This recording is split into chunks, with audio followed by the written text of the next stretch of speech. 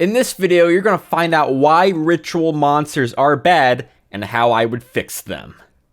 Dual sauce, extra sauce. Hit that subscribe. So first off, I want to say thank you for checking out this video. If you haven't subbed yet, consider subscribing. I make weekly content. And also consider checking out my merch, because I have fantastic t-shirts on there, and my Patreon, because that is a for sure way you can get a video on this channel. I'll have links in the description. So, ritual monsters. I love ritual monsters. Not necessarily good. They first came out in the Spell Ruler pack. There was, I believe, 4 or 5 of them. They were really bad. I mean, except for Relinquish. We had Relinquished. But the other ones, we had Hungry Burger, Crab Turtle, Performance of Sword. Yeah, they're not going to do anything. The Torrent packs didn't really help out either. What, it was Karma Sword, I think, was one of them. Doku Rider, Skull Guardian. These were really crappy cards. They might have been better when they were first released in the OCG in Japan in years prior. But at this point in the TCG, back in 2002, they weren't very good. And unfortunately, this was kind of the standard to follow for quite some time. It wouldn't be until more, let's say in the past decade or so, when we've seen a more resurgence of ritual monsters in archetypes like Necros, in Blue Eyes Chaos Max Dragon, that sort of stuff. More recently, Nephthys. Drighton, I believe, is a ritual deck. But yeah, so ritual monsters, while they weren't great when they first came out, they slowly got better. The Relinquished deck in the 2004 GOAT format wasn't the worst. I think, depending on the format, it can be fairly decent. Maybe not tier 1 deck, but definitely probably a mid-tier deck at the very least. But it wasn't until, I would argue, the release of the Necros cards that rituals really blew up, and these cards that could have these like crazy searches and crazy popping, and it was just like bam. Especially when you had the Djinn monsters in that prevented your opponent from basically playing the game. They had a lot of problems with ritual monsters. So let's talk about the 3 main problems with the ritual monsters, aside from, you know, like the Necros, the more inherent problems with the ritual cards. Wait, don't forget to subscribe if you haven't, because that helps me upload more videos and know that you like content like this. So first off, number 1 is that you just have to find too many cards. The problem with ritual monsters is that, unlike a fusion or any other sort of extra deck type, that you have to search a ton of cards out. You have to search monsters to use, certain specific monsters that equal or are greater than the level of said ritual monster. So you're looking at 1 to 2 monsters. You had to find the ritual card. You had to find the actual ritual monster. And if you're playing a more prominent ritual deck, you're going to have to play ritual searchers. And so that takes slots out of other potentially better cards you could have added in your deck if you want to add room for cards like Manju, the 10,000 Hands, or the incantation cards, or even older formats with Sonic Bird and Senju. And it's just way too many cards. I know earlier fusion monsters sort of had this problem too, when you had to have 2 cards of polymerization, but at least the fusion monster was in your extra deck. At least you had other cards to use, like Fusion Sage or Fusion Gate or Metamorphosis, you know, cards that are just way more throwable in a deck that don't necessarily take up a ton of space. You don't really see any fusion decks in older formats, but the point being is that it wasn't as resource intensive that you needed to summon them with as ritual monsters were. Now, the second thing is sort of going off of that, is that it just uses too many resources. When you get all your cards you need, you use that ritual card on the field, you sacrifice your 1, 2, 3 monsters, however many you need to summon the ritual monster. You summon it from your hand, and then you just hope, you pray that your opponent does not have any other cards to deal with it. And that was kind of a problem, is that if you spent all these resources, if you spent like 4 cards or more to summon a monster that your opponent just destroys with a Ring of Destruction or a Raigeki or any other stronger cards that they have, and it's just like, damn, what do I do now? You're out all these cards, and it sucks. It really sucks. Which leads me to number 3, is that they just aren't worth it. When you summon these cards, half the time they don't really do enough, or it's that you have essentially one chance to really get max value off of them. Again, with cards like Relinquished and Chaos Max, you're sort of on a timer until your opponent figures out a way to take care of them, and once they do, you're kind of screwed. You know, you don't really got too many things to deal with there. Now, obviously, there are great cards. Like, I think Chaos Max is pretty good in the right setup, but as the meta evolves, obviously, it's more of a fun anti-meta card than really anything, and even the Relinquished deck has sort of turned into a more Thousand Eyes, Millennium Eyes kind of deck, and ultimately Rituals, even Necros at this point, you know, like, they're not really quite worth it. Things could obviously change, but it's sort of more like this, and then like a spike, and then it goes back down. This is kind of Ritual monsters, like that. That's Ritual monsters. So, how can you fix Ritual monsters?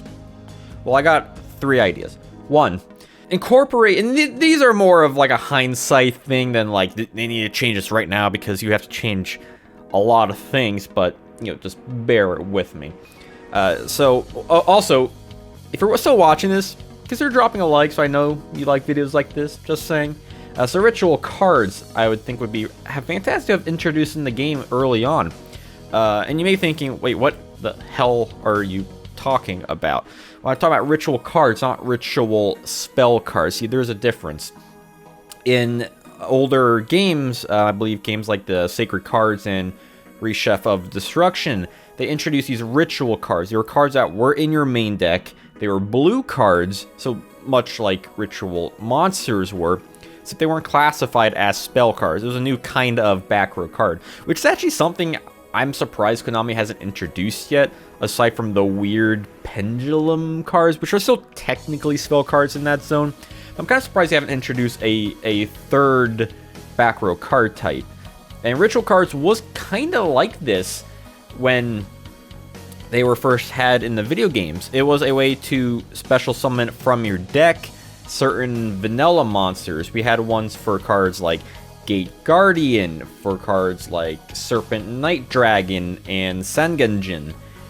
So they weren't quite for Ritual monsters, but they were just Ritual cards to summon out certain monsters as is, and that was really useful. It was very similar to the anime or the manga of Yu-Gi-Oh! Duel Monsters, where Yugi didn't need to draw Blackluster Soldier or Magician of Black Chaos. He just simply needed to have the monsters attribute for the Ritual card. Once he drew the Ritual card, bam, pops out the monster. I'm not saying that it needs to be an extra deck monster, because I'll sort of get to that in a little bit, but it was just, you could have it just from the deck come out to the field, special summon it from the deck, and that is a fantastic way to incorporate them. It makes them a little bit bricky. It could be from your hand or your deck. I think that would be less bricky if you did that, but I think it'd be a great way to not only introduce a new type of Ritual card, but have something that can get monsters that are less resource intensive, and really probably should have been the way from the start. And that way you can have a lot of more generic Ritual summoning cards for, let's say, more vanilla cards like Dokuo Rider or Skull Guardian or Hungry Burger, Crab Turtle. God, so many that you could have cards like these, which would make them significantly better to have, that is more generic than, let's say, an advanced Ritual arts. So number 2 is that we just need way better generic support. Now, I know there are good generic support out there. There are the Incantation cards, advanced Ritual art to some degree, preparation and pre-preparation of rites. There are great generic support out there, but the problem is that, again, it's not fast enough. It doesn't really quite do as much as you need to, because you're still using a lot of resources a lot of these cards are still very specific in what they have to do. And that's kind of the problem with a lot of it. When you have the incantation monsters in your deck, they use a large space of your deck and they block you out of using certain things. Advanced ritual arts, you have to send normal monsters. The preparation, you need stuff in your graveyard to use. Senju of the 10,000 hands or a Manju, actually either one. It uses your normal summon to have one search, and it's just like, damn, man. And again, the kind of inherent problem is when you have meta decks like Necros, it really breaks them. So, like, what are you gonna do? They need to figure out some quicker way, some real heavy hitter power cards for some ritual decks, and not just specific archetypes, but just the ritual mechanic in general. And so this leads me to my third idea, and this kind of sparked a lot in my head when you really thought about it. Konami kind of already fixed ritual monsters. They sort of took that idea and pushed it somewhere else. And you may be asking, what the hell are you talking about, Janjo Zone? Jesse from the Janjo Zone? Yeah, well, I don't know what that was, but anyway.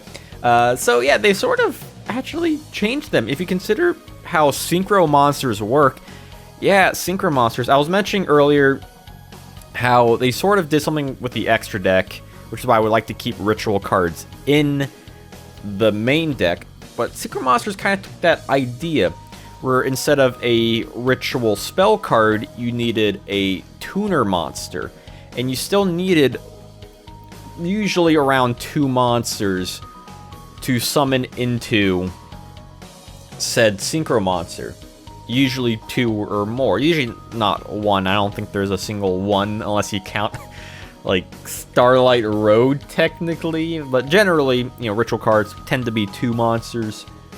Synchros tend to be 2 monsters, with the exception of like the really powerful ones that require many other cards requirement. So, and you need to add them up to the level of the synchro monster, kind of like how in ritual you need to add up to the level of the ritual monster or more. Synchro monsters is a bit more specific in that regard, but also a little less specific if you consider normally they don't require a certain tuner and non-tuner monster for it. I think that's really interesting that it kind of works that way. When I first had that connection,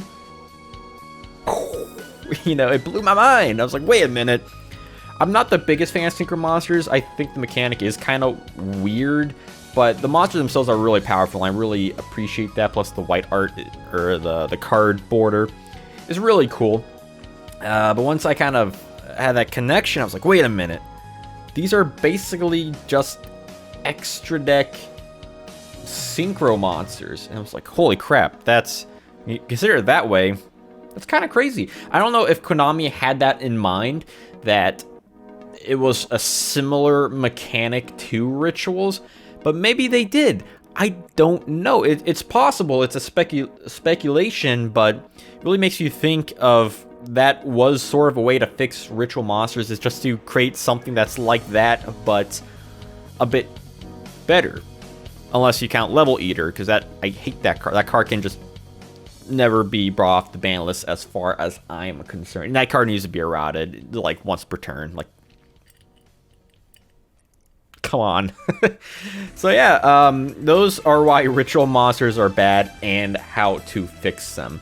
So let me know what you think about that, about my arguments for why they're bad and my ideas of how to fix them. And let me know what you think about ritual monsters and how you think they should be fixed, whether it is in the future or more of a hindsight thing upon creation.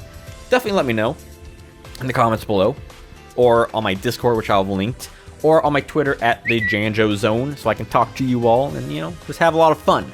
And if you want to see more videos like this, definitely drop a like, sub, all that stuff that I'm kind of required to say. And until I see you all next time, have a wonderful day.